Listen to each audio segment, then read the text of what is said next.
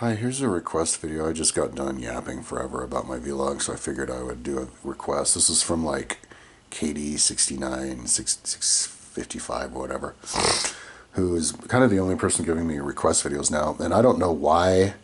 See, they gave me a request video. What do I think about Trump wanting to invade, annex Greenland, Canada, and Panama Canal?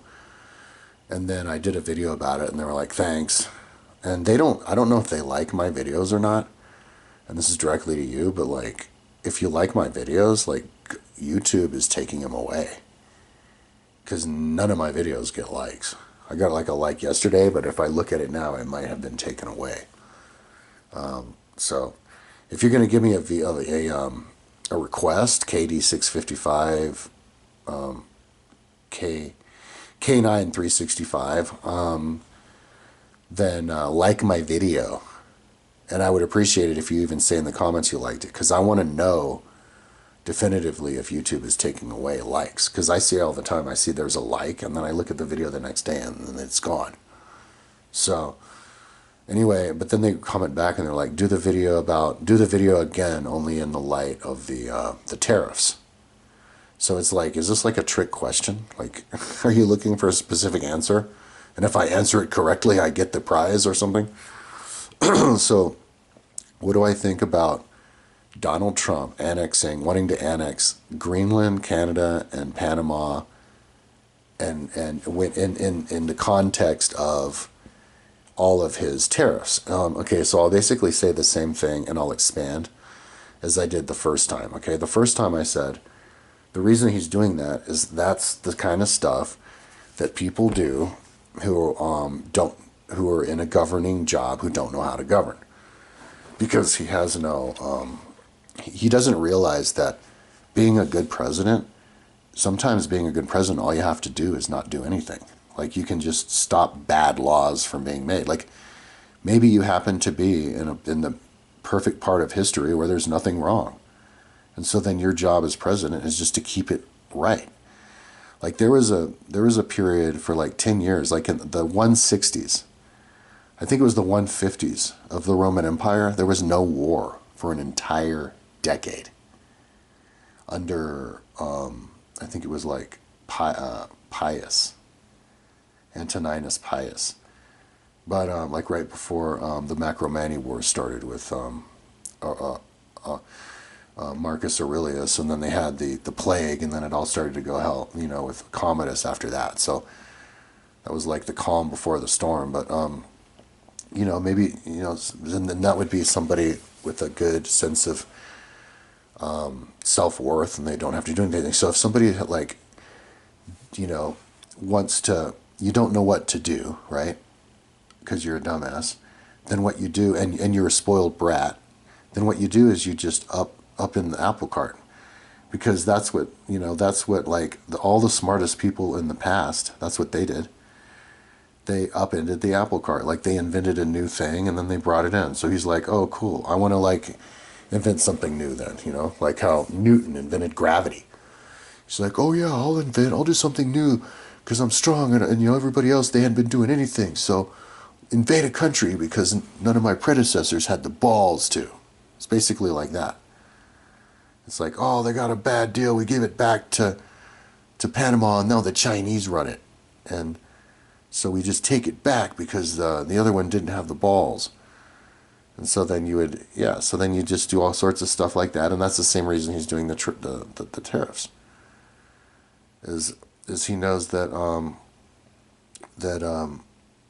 he's got the notion that America has been paying too much, like we were policing the world for free, and then we get the bad trade, and we help these other countries come up, and their GDP comes up, and now we're importing from them, and and so then you use trades to fix it, and so there's an argument. I think there's an argument to be made in general about using tariffs to stop imports.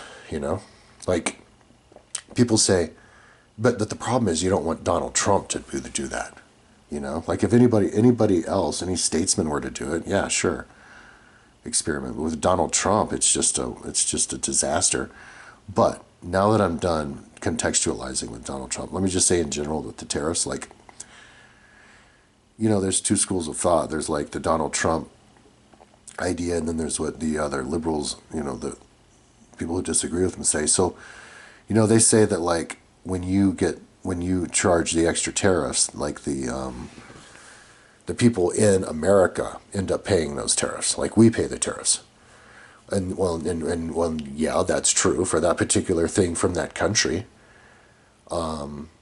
They would pass the tariff on to us, and then that thing becomes more expensive. And then you can decide if you want to pay extra because it comes from a country, And so basically, by adding tariffs on everything, that's basically trying to force the Americans to make our own stuff, because it gives an opportunity for the people, the made in America people, to make money. And then the other countries want to retaliate with their trade war by adding their tariffs, and that's great. Now, if you do it all at once, like a dumbass, like how Trump and Elon Musk are going around firing all of these government workers and trying to cut social benefits and gutting the government, the education department, and that's bad. And then if you do that suddenly and you don't know what you're doing with tariffs, yeah, that causes problems. But I mean, I don't know any other way. I think that's the easiest way to kind of force us to just build stuff here, and I think we should build more things here. Like the steel. Most of our steel is being built in China. We should bring the steel manufacturing back here. Biden did the CHIP Act because the chips were being built in China, so we can bring the chips back here. And then if you add tariffs, then the stuff from China gets more expensive. And then China wants to add tariffs on us, so then we can't send stuff to China, so then we would send it to us instead, and then we wouldn't buy stuff from China, we'd buy it from us. And overall, I think that's a trend that we should be going to. I actually like that general idea of the tariffs because world trade, when the world gets more insecure, as it's getting, will get less predictable and harder to police, and easier for criminals to take over shipping ships. Also, it's too expensive for all the ships to travel all over the world, and this diesel fuel that pollutes the earth, uses up all of our natural resources. We don't have the most, it's a finite source. Our oil, it doesn't get replenished. What are we going to do? When we're done with it, we have to figure out another way to get energy. And so we should try to let it stretch out, and so do less trade and more local, and locally in the country, and then we can have all. It brings lots of good results from that. It brings in local culture back, local different flavors of different parts of the world, instead of everybody being cookie cutter the exact same. Makes people easier to start little businesses and be entrepreneur when it's not huge companies over owning the whole world. It's you have the tariff. And then you could have even interstate tariffs, which I think would be a good idea. And then, locals could you could have more of a community. People could, become more ingrained in their local community. Like people need to own houses more, right? Like because then you could personalize your house. If nobody owns their house, then everybody has to live in a room that looks like this, like boring. Like I have this room as my rental room that I can't get anybody to move in with because the rest of my apartment is too personalized. but so anyways, but here's the problem. You don't want the wrong people who don't know what they're doing to just arbitrarily do it. Like there's a science to it. And this is another thing that I wanted to talk about, and I think I'll throw it in with this video, because I'm talking about how people who are like unqualified are in positions of power that took a different type of a person, right? So we live in a world that should take a different type of person. We live in a world right now where the rich person gets to be the statesman.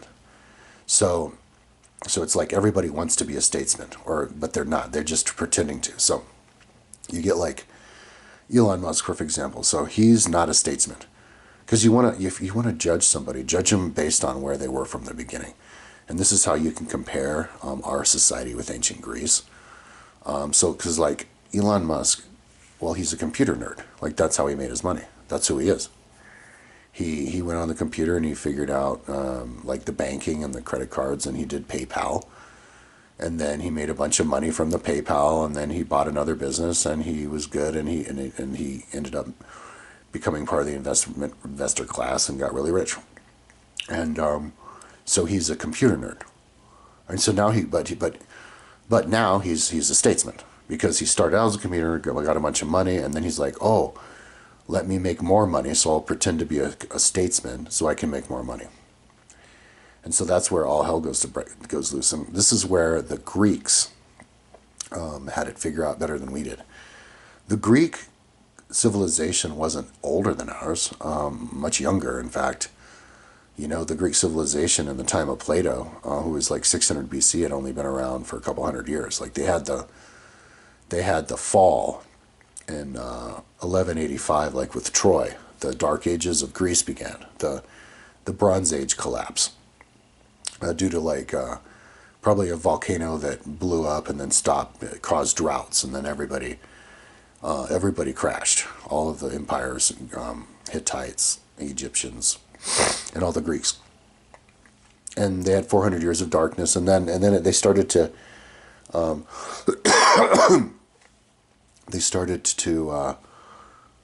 get their civilization back, kind of like in the time of like Homer lived in the 800s, and then you had the seven sages in the 700s, and the cities were kind of founded, Athens and Sparta in the 700s, and Rome. And then by the 450s, you know, when Plato was around, so they had been maybe 3 or 400-year-old culture, society, rebooted. Unless you're talking, and they were kind of adjacent to Egypt, unless you're talking about Egypt, in which case, at the time of Plato, Egypt was 4 times older than our culture. Like you could say our culture is 2,500 years old, starting with Plato, with all the Greeks. Well, 2,500 years ago, Egyptian culture was already 10,000 years old, because that's what Plato said. That's what Plato said the Egyptians told Solon. So 10,000 years even the time of Solon.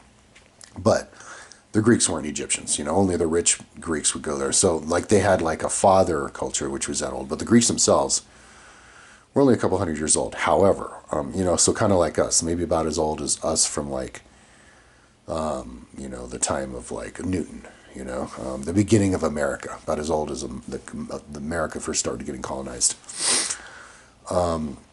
Maybe about the same actually as like the Dalai Lama. They like to say like Tibet's an ancient culture. Well, they only started doing those first reincarnations of the lamas like in the 1600s. So that's about how old Greece was. But they were way more educated than us in terms of politics, because they had the city-state.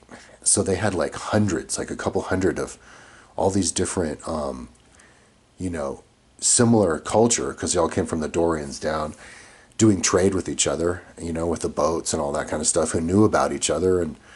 But each city-state had a completely different political system. So they were just very educated about all the different political systems and ramifications. And so that's what you read about in Aristotle's Politics. All the different political systems and how they change and how they morph and move. And you know, that's when he talks about the cycle of the politics. Like first you're a kingdom, and then it turns into an oligarchy. And then they fix it and it turns into an aristocracy, and then it gets better, it turns into a democracy. But then if it becomes too much of a democracy, it turns back into a tyranny, which then turns into an oligarchy, and then the aristocracy, and then democracy, and you just go around. So you're always trying to find the balance, and that's why Rome was so popular, because they had the perfect balance between the three: the democracy, the three good forms of government: democracy, aristocracy, and kingship. Because there's 6 forms of government, 3 good and 3 bad. The good would be aristocracy, that's bad counterpart, oligarchy. The good is democracy, bad side of that, tyranny. The good is kingship, bad side of that, oligarchy or tyranny. So anyway, so they knew They knew all that, all the different positives. But another thing that they knew that we don't know, and I guess the Europeans haven't really figured out, and that's the kind of the difference between America and Europe, is the classes, the different classes. So America, because we're kind of going back into the class system again, where it's overly classes, but it's based off of money.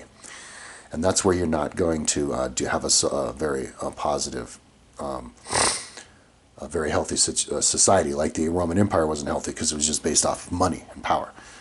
And so the ancient Greeks, and even the Egyptians, and I think they got it from the Egyptians because the Egyptians had a system too, but the ancient Greeks have had a very distinct class system of different classes, and the highest classes system were the landowners. They were like the aristocracy. And the reason that you wanted an aristocracy of landowners who made money just from owning the land is so that they could spend all of their time and energy trying to govern. Because every single thing that you do is based off of a skill. Like every single job, like humans I've always been, and as we get more and forward in society, are we're a social species, but not so much in the way that like an ant is, where you have all the worker bees and they do the same thing. We're a social species in that we have all of these like particular jobs of people who do them their whole lives, like the guilds, because you become a master. Everybody's supposed to become a master of one thing. You don't want to be a jack of all trades and a master of none, because then you'll never get a job. You'll never be able to support yourself because they'll always hire the master to do whatever job. And so that's why if you're aristocracy and you don't have a job, that's because your job is to govern. And if you're going to be a good governor, you need to be a master of it. Like it takes your whole life of training. So you could be born as a kid in the castle, and you learn all the different languages, and then you learn all the different customs, and then you can relate to the different people, the poor people, the rich people, and the people from your counterparts from the other city-states. And so, like back in those days, Plato would talk about a slave like you couldn't trust a slave and they were bad. And it's like nowadays you'd be like, well, that's not fair. Treat everybody equally. But he looked at it pragmatically, like, no, you couldn't, because they weren't trained that way. They weren't raised that way. They were raised to survive. And so, if you put a candy in front of a baby, they'll take it. Same thing with the slave. And so you can't just get a slave to all of a sudden become the aristocrat. And if you did that you would get, history is full of ex-slaves who became aristocrats and then destroyed the whole society, like Stilicho, like the eunuchs of China and of the Ottoman Empire reaping havoc and all that kind of stuff. So in ancient Greece, they had like the different classes for reasons, and that they had different orders of them, like first to lowest. So the highest was the aristocrat, the statesman, who was supposed to be educated, well read. Below him was like a mechanic, so like an engineer. See, you want to make them connected to the current world. That's what I'm trying to do. Below that was like the engineer, so they were like smart. They could fix things, but they were not as high as the aristocrat because that wasn't their skill. It wasn't their training. They were an engineer. They were like a mechanic. And then below that would be like the trader, the businessman, over at the market, right? And so they were the third down. They weren't very high because in the market you're allowed to lie, cheat, and steal, and you just do whatever you can get away with. And so those people weren't respected. Like you're on your own. If you're going to the market, like fool me once, shame on you. Fool me twice, shame on me. Like it's just a dog-eat-dog world out there in the market, and so that's why they're not the highest. They're not the highest class of people, or the best people, or it's the aristocrats. That's why they call the gentleman the gentle, and then they're better people, because they're trained to be better because they have the whole, society that depends on them, on their good decision making. So, and then below, so that's how it is. It's aristocrat on top, mechanic below, tradesman below that, and then below that would be like manual journeyman laborers, like the minimum wage workers who would like work for the tradesman or whatever. And then below that is the slave.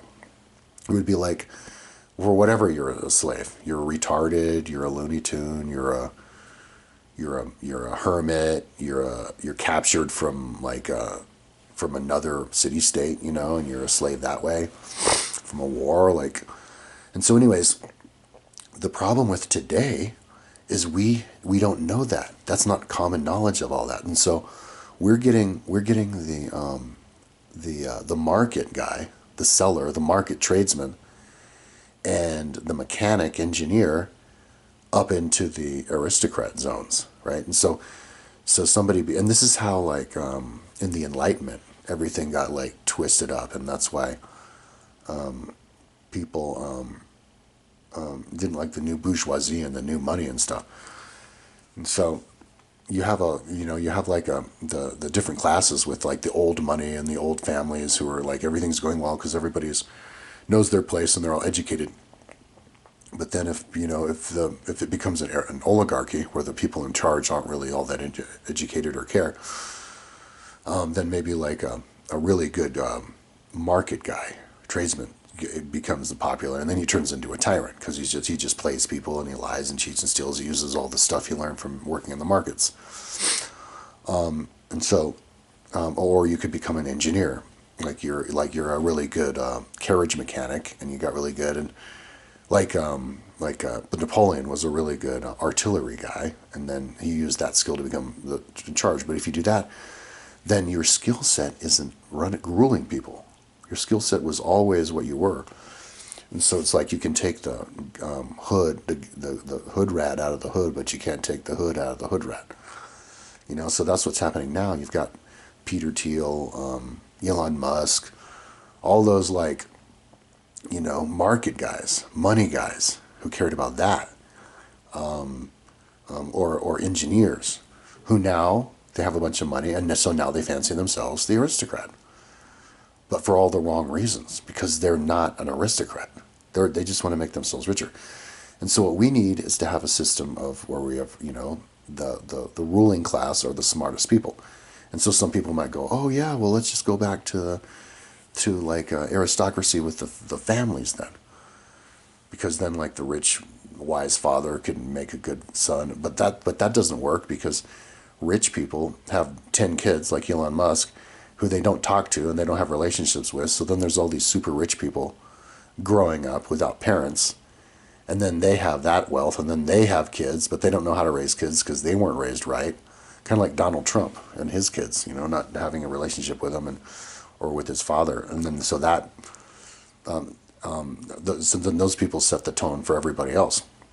And so how do you get the aristocracy class, the aristocratic class, in charge instead of everybody else? And America was doing really well for a while by having you know, capitalism and the system with the government and all the different government agencies, and the cream rises to the top. And we used to have presidents who were, you know, who followed the law, and now we're realizing that, well, if you get a president up there who doesn't follow the law, you can just change the law. Like, it was kind of like an honor system. And the reason it wasn't changed because the president didn't do it. And so we need to switch it so that the people who become president aren't these people who you can't trust. And so how do you do that? You know, in a way that's not like how we did in the past with old family, you know, you just turn it into an actual meritocracy. Well, the first thing you would do is use technology, because that's something that never existed in the past. So you do something that you could never do, and you have big dreams. And so I'd say, yeah, you use the technology to create the meritocracy. So like whoever is smartest in what then? Well, I would say in stuff having to do with statesmanship. Well, what has to do with statescraft and statesmanship? History. Like, let me give you an example. I was listening to Sam Cedar today, and he was talking about how he debated like 35 right-wingers. And he kept talking to all these right-wingers, these like really arrogant 20-year-olds, like Republicans, talking like Sam Cedar's like 55, like a professional commentator and knows his stuff. And they're just yapping at him and yelling at him like nonsense. Like they're these like brainwashed right-wing, they just say the talking points. So like one kid was trying to say that that the government gets has to pay less taxes if they hire DEI hires. And it's like the government paying taxes to itself doesn't make any sense. And then other people yapping. And then, but I remember Sam Cedar saying it one morning. He's like, yeah, I got the impression I'm talking to people who are just programmed. They're just repeating talking points from their little enclave of where they're getting information from, and they're just saying stuff like it's true. You know, like that Social Security is a Ponzi scheme, and so why would you have the government pay the old people to live, and instead of the government teach everybody how to save up for themselves? And it's like, wait, you want the government to teach everybody to save for yourself? Now you're relying on the government more than we were before, when the government would just give you money. And you know, and so anyways, you have to know history, because yeah, what he was saying was they're just, oh yeah, they do these whataboutisms. Yeah, so they invent these like fantasy worlds. You know, like they bring in, you start talking about how everybody deserves health care and stuff. And then they talk about how, like, well, taxes are too high in Scandinavia. And what about Scandinavia with all the taxes that they, and so they invent some fantasy world, like Scandinavia is all falling apart because they're all communism and they don't have any freedoms. And then they just create a world that doesn't exist, that never did exist. And the reason that they do that is because they don't know history. Like, if people knew history, then when you go into the whataboutisms, you're doing a real whataboutism. Like, what about 1939, or what about 1643, or when the Black Plague came out in 1348? It's like, and then this happened, and there's no reason why we shouldn't be able to know enough history to do the whataboutisms that way. And then you don't have to create these fantasy worlds where, well, then we'll become all communist, and then we'll lose all our freedoms because we're all communist with all of the health care that we have, and then and it's my freedom to not have to make a YouTube video. What are you telling me to take a test for? You know, it's just bouncing around whatever's convenient for you to like say your talking point, and what you're told to say, like that, you know, rich people get to keep all their money and not get taxed and stuff. So anyway, yeah, so there has to be like a true meritocracy. And so that's why I designed my history test. You do well in the history test, you get your UBI. You get your UBI, you're living a pretty nice life, and you're not. So if you can make everybody, like, not cost the government anything, be positive influences to everybody else, then that's a good citizen, you know, as opposed to a citizen who's always trying to attack somebody else because you don't like them, like Michael Knowles saying that any OnlyFans girls should get treated like a school shooter, quoting exactly. And you know, like maybe you should get a life. Maybe people are obsessed with people they don't like because they don't have enough stuff, so going on in their own life. So like, yeah, so like, if I could like just get paid to ride my bike all day long and listen to audiobooks, I'd be the happiest motherfucker ever. And that wouldn't cost anything. And then I could teach people what I know online. So why don't you give me the money for that? Oh, because you don't understand the concept of that. Maybe as a rich person helping me, you just get jealous of me because now I'm having a better life than you. Because it's more fun to just be in shape and have fun riding a bike all day long and learning. But you're here like clamoring to make more money, like, and maybe that's why you don't want to give me money, you know. So yeah, if we could just convince everybody that that's the best way to go, then you can. Those people are the people who get to be the aristocracy, you know. And if everybody has enough money to survive, then it wouldn't be this like elite, elite overproduction battle, clamoring over each other, because if you don't make it, then you'll starve, or your kids are going to starve. And so if everybody has enough money to survive, then there won't be as much pressure to be at the top. And then the people at the top are the people who actually deserve to be there, who actually do care about other people and do spend their time sitting around thinking about history and policy. Because history and policy, correct policy making, are the same exact thing. Because history is the story of what we did and what the results were. What decisions we made politically and what the results were. That's history. And so if you knew all of that, you could live now as a policymaker and go, Well, if I make this policy, this will happen because I know history. As opposed to somebody like Donald Trump who doesn't know any history, thinks that Colorado borders with Mexico and there were airports during the War of Independence and on and on. Of course, somebody like that is going to like arbitrarily increase tariffs and try to annex all these other countries because they want to do something that nobody else did because that makes him the mover and shaker. Because he doesn't know history. He doesn't know that he's doing the same exact thing that like Commodus and Caligula did. Trump wants to rename the Gulf of Mexico Gulf of America. Well, Commodus wanted to rename Rome to Commodium. Trump wants to make it like a kingdom again. Caligula wanted to make a statue of himself in Israel so that the Israelites would worship him as God instead of that Jehovah person. And so Trump talks about him in the third person and makes golden statues of himself. I mean, you could go on and on and on. I did a 3.5 hour long video saying I hope Trump dies of the coronavirus, Joe Rogan, and I spent 3.5 hours talking about all the parallels between Trump and all of the worst people in history because I know my history. And so basically the question is, what do I think about Donald Trump and doing all of this, trying to annex countries and doing tariffs?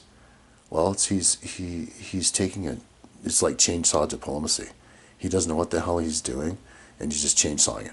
But I think like subconsciously, maybe we all, like, that's kind of like how humans change anyway. Like, we had to have a World War II in order to figure out that we needed to help other countries, boost other countries with the Marshall Plan and helping, build up our ex-enemies, Japan and Germany, and then, helping the other countries, or learning how to tax the rich 90%. We had a war for that. And so maybe we need growing pains. We need to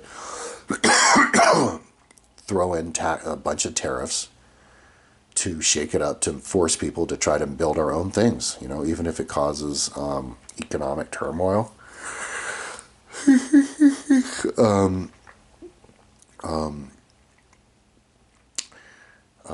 Because I do personally would like to see stuff built in America. But, Trump himself, he's a hypocrite.